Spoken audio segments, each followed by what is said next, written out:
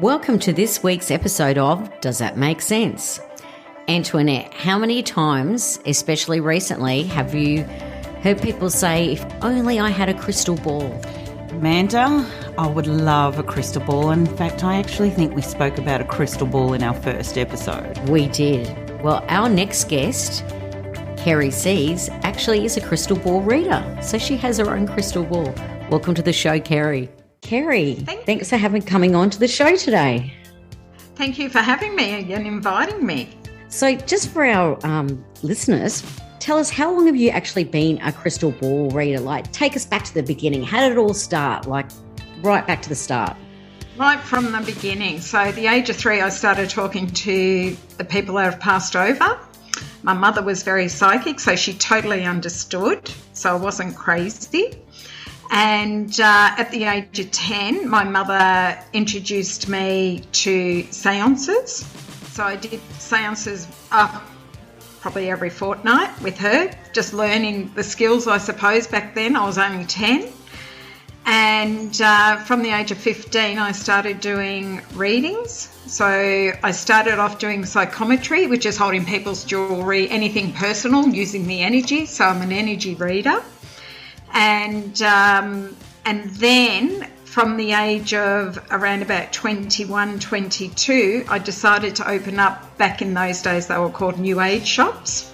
And then I ended up going shopping to buy a whole heap of stock for the shop. And this is where I found Christabella, my crystal ball. She weighs 10 kilos. I call her Christabella. In terms of using her, it's what they call scrying. So scrying is like gazing into the crystal ball, is what people would think, okay? And they're right if they think that way, you gaze into it. But what it is, it's the actual energies from the person in front of you that you're doing the reading for that bounces in. So with me personally, because I'm a psychic medium as well, I actually see, I feel, I hear, but I also see what's going on in the crystal ball, and it's all from the person's energy. Sometimes when I'm doing readings, what actually happens is, the customers might want to hear, Joe Bloggs is the right person for them, and Kerry will come along and go, Joe Bloggs isn't the right person for you, and this is what I can see that goes on. But what I do see is that there will be a lot of changes, and I can see A, B and C. So sometimes, they're coming in going, yes, that man's going to be for me, and that's what that lady's going to tell me. It's not necessarily the right way of me doing readings, because I can't tell everybody what they want to hear. I can only tell them what I see and what I hear and what I get off them as their energies. I wanted to ask, so when you're travelling, does it go in the hand luggage or is it going underneath? Very interesting question. Years ago, I used to take my ball in my hot pink ball bag, and I used to take it in as hand luggage back then. Then they decided that I couldn't do that because it weighed as much as a bowling ball. And you're not allowed to take a bowling ball actually on there. So now, if I'm on an aeroplane, I now have to put my poor Christabella underneath as luggage. So poor Christabella is wrapped and wrapped and wrapped and wrapped, and got so much around her, so that, because she is very precious, and and I don't allow anybody to touch her. Yes. But so now she has to go through luggage. But years ago, it was actually quite funny. I'll just tell you a quick story. I was actually up in Newcastle, and I was leaving to come back to Melbourne, and I put it through as hand luggage, and it was hilarious. So this ball goes in, is going, oh no, we can't put that through. I said, well, I've always had it through there. No. And they said, it's a bowling ball. I said, it's not a bowling ball, it's a crystal ball. And they're going, no, it's a bowling ball. So I said, okay, I'll get the bowling ball out and put it through out of my hot pink ball bag. So I got it out and I put it on. I said, but whatever you do, do not touch it. It is precious. I'm a psychic medium. I said, you touch it, you will be doomed. Nobody can touch the ball. Seriously, it was the funniest thing. So in the end, because I have her wrapped so much, and so then I just got one of my tablecloths out, and then I ended up just putting it on there so it wouldn't go rolling through the bumps. Nobody was game to touch her. With Christabella, with the images that you see that she shows you, yes, are they clear or are they translucent? Very clear. Okay. So they're very clear, but what it happens is that because I work with spirit as well, and they show me and talk to me and so forth. So what they do, they actually give me like a jigsaw puzzle. So it's like, because they're trying to show me so much and they're giving me, and it's like having a film. You know, when you go and if you've got a film that you've taken from many years ago and there's just snippets of everything. Yes. That's exactly what it's like for me.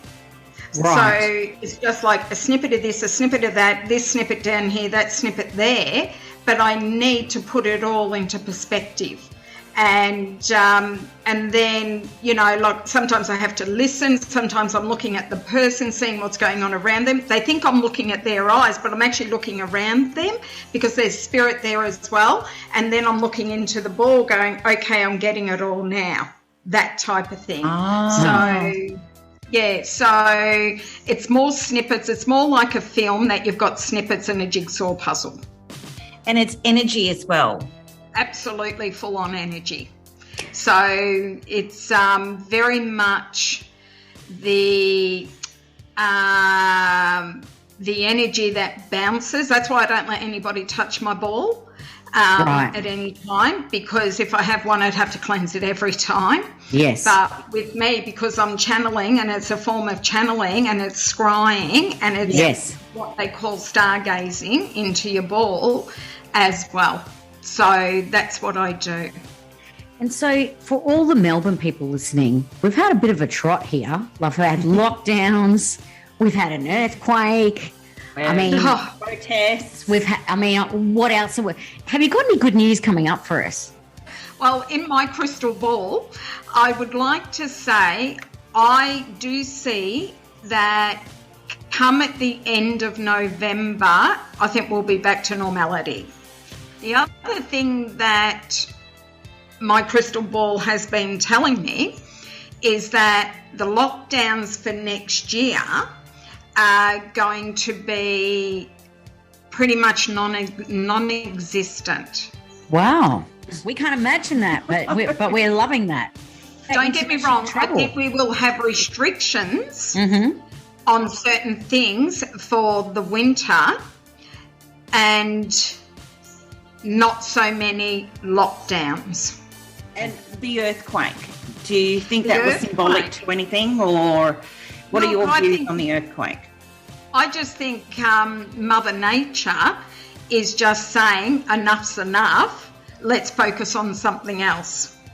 Yeah. And that's, you know, it is Mother Nature. I actually think there will be another one as well. Wow. I do feel as though probably in about 2 weeks' time that I think we'll end up having another one, probably not as heavy, or, you know, the Richter scale was what, 6 or 5.8, whatever it may 5.8. be. Yeah. I don't think it'll be that, but I think it'll be close to it. Do we see anything with international travel? I think we'll be going internationally. Look, they are talking about it at the end of this year. I think that'll be very, very limited if that's the case. I don't think that everybody can just get on a plane and go to Singapore and then decide to go over to Bali. Okay. I think this will be limited. Where are you going? How long are you staying for? Okay. I think it's still going to be very controlled. But I feel as though next year, that around about the January, February time, it's going to be better, because I actually think what the government's doing here and say Qantas is doing here is to see how it's operating in the winter overseas. And so, Kerry, what are the most common questions you probably get asked? I mean, look, I guess in COVID, everyone's had lots of questions for you, and I'm no doubt you've been really busy. But what are the probably? I have been busy. You have, yeah. And what are the most common questions usually people will come to you and ask you? Look, majority of questions that people would like to know is love life, yes, job, money, moving house. And just general changes. You get a lot of people going, well, I'm happy with my life, but what's happening? Do you know what I mean? So it's just like, well, I'm happy with everything, but where is it going? And so I see I get a lot of those type of questions. You know, probably the top one is about relationships, jobs and money. And how much is free will though? So like it's like, you know, could that just completely change whatever you're sort of seeing if they were to have a bit of a... Absolutely. Yeah. They'll be going, oh, I'm definitely not going to do what Kerry says and this isn't going to happen. Absolutely. They've got free will. I can't tell anybody what they can and can't do. Mine is more, this is what I see, this is what I can see you doing, and this is where I can see it going and ending. So I can see all of that. Now, I also understand that you have done a lot of work with the police force. I have. So can you tell us a bit more about that? Yes, so I don't go to the police if there's cases. So I've had the department actually contact me for certain cases. I won't go into any of the cases, obviously, you know, to get a bit of insight on myself. Have solved quite a few cases and quite recent cases as well. Wow. Very interesting. It's very under the radar, obviously, and but they're interesting, which is really good. I would imagine that they'd be quite rewarding as well. So if you are looking for a missing persons case, or whether it be a homicide that's or an unsolved mystery from a long time ago that you were able to help them with, it would be hugely rewarding. Rewarding for them because they've got the culprit. Yes. And they've found out. But it's more rewarding for me, I find, for the families. Yeah. So once they know, and that's why I do it. And what other kinds of clients do you normally see? Like, you know, how do they range? Well, we can range from people that are on drugs to doctors to nurses to judges to lawyers to average people, politicians. So I've got a vast range of clientele, criminals, you name it. I've been there, done that. So, is there a particular person or several for that matter that has really struck a chord with you of where they're a real big standout that you've thought, oh wow, what am I actually seeing in my crystal ball? Look, there's been quite a few over the years. I've been reading for over 40 years. So there's been quite a few. Like I do psychic shows, and I was doing a private show many years ago, and there was 20 odd people in this lady's home, and you know, which is pretty good.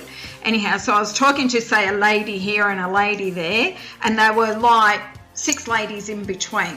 And I picked both these two because I had this man at me, and I just said, hang on a minute, just let me get to this. I said, but I'm telling him about this man with a gun. And I'm going, telling me, look, tell me. And I'm just like, okay. And this was quite an affluent place I was at. Anyway, so cut a long story short, I said, it's to do with you and it's to do with you, 2 separate ladies. And they just said, and then all of a sudden this man with the gun said, just tell them that I'm sorry. I said, this man's telling me to tell you that I'm sorry that he killed your sister and their son. I'm like looking at the ladies, and then I'm just going, okay, well, you 2 are sisters. They didn't look anything alike. They weren't sitting together. There was like 6 people in between them. And he's pinpointing to me to do this. And I've just gone, okay. And I said, he just wants forgiveness. And then I turned around and I can still remember as plain as day, I said, he knows he will never get that forgiveness, and he knows for a fact that he will never rest because of what he did. Oh, those two ladies were sisters, and it was their sister he killed. It was his wife he killed, and their 8-year-old son. Oh, wow. Yeah, so on our first episode, we were talking about destiny and fate. Tell us what you think about, destiny and fate. Do you think there's certain things that, is just part of your destiny, or that, people that you're fated to meet, and regardless you might delay it? How do you think that works? Look, I think we've all got a destiny, without a doubt. Yeah. And there's no two ways about that. How we get to things, there's always fate in it, how we get to situations. And I'm a big believer in that. And, like I always say to people, you get deja vu. And deja vu is, look, I'm sure I've done this before. And the chances are, whether you have or whether it's a past life thing, this is where you've been before, so you know what's going to happen. I get a lot of deja vu. With a lot of situations. There you go. Weird things happening. Actually, last night, Amanda and I went for our walk, and Amanda halted me and said, "Oh my gosh, look at this!" And we've looked down, and written in chalk on the pavement was, "Does this make sense?" The name of our podcast. There you go. Well, where does that make sense? It's pretty close. Yeah. Yeah. So for you guys, it's like you're right on the right track. Yes. So this is going to go further because it's all sitting there all ready to go. It's strange between the two of us because it's like we both worked in PR, and we worked together many years ago. We hadn't seen each other for many years. I knew Antoinette was working in PR. She knew I was working in PR, but we were living in suburbs next to each other, and none of our friends had told us that, sort of knew that we were both quite close. We went to a friend's wedding and we're chatting at it, and then afterwards I'm like, whoa, and I said where she lives and where. And I go to one of our friends, did no one think to tell me that Antoinette was living in the suburb next to me? Like, she was driving past my house. But it's like every day. We start now looking back and going, hold on, what's going on here? We both worked. So there's your fate to be working together. And does that make sense? And because every time I do a reading, I always say, does that make sense? Yes. All You're the time. fated too to come on here. I'm fated to come on there, onto your podcast. That's exactly right. I say that all the time. Do you? All Well, the so time. does Antoinette. That's how we came up with the name. We couldn't come up with a name. We were like, we were stuck for That was the ages. block. And then one day I just went, I've got the name. Does that make sense? Because you say it all the time. And she's like, that's it. And it just... So destiny, I think we see a lot of things that we ignore, and then all of a sudden it comes back to us and going, I remember that. I remember this is why I'm here now. And fate is just kind of pulls together. Right. So, Yes. So, can we change it? Absolutely, we can change it. But things just flow so easily when it's meant to be. Absolutely. Yeah. Absolutely. So, and universe, that's what I always say to a lot of people. Universe looks after us. If it's meant to be, it will move forward. If it's not meant to be, then there'll be block roads. Yes, yes. Blocks all the time.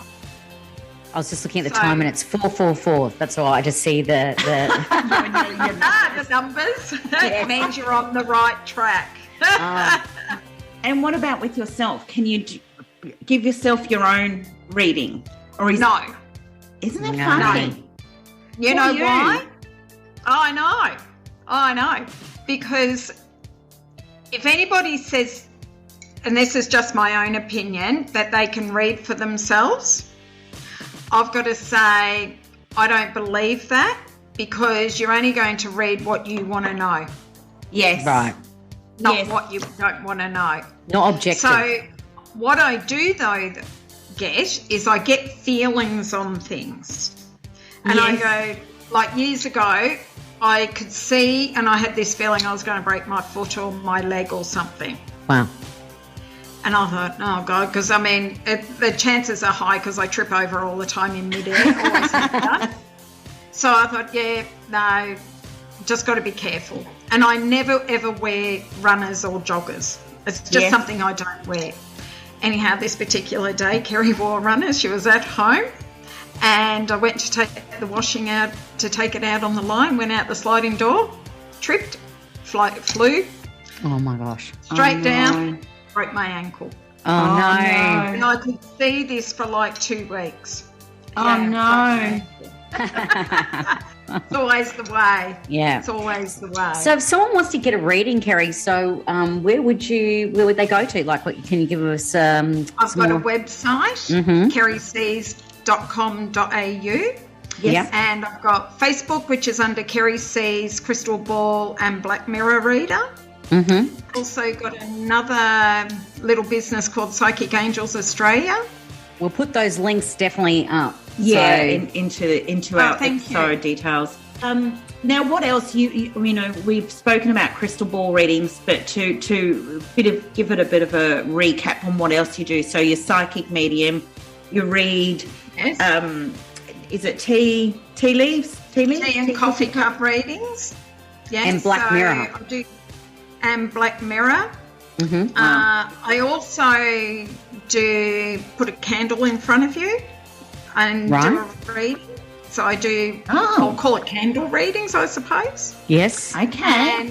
And I can also, I am quite known for putting a bowl of water in front of you and doing a reading with just a bowl of water. Wow. I do not read cards. Okay. Unless they're a plain deck of cards. Oh. So, yes. So, but I stay away from the cards because everybody else does cards. Yeah. Yeah. No, I understand that. I'm a little bit unique. And you also do ghost tours and things like that we've seen, which is really exciting. We're going to have to go on one of those, Amanda. Yeah, we're going to have to come along on one of the ghost tours and record. Absolutely.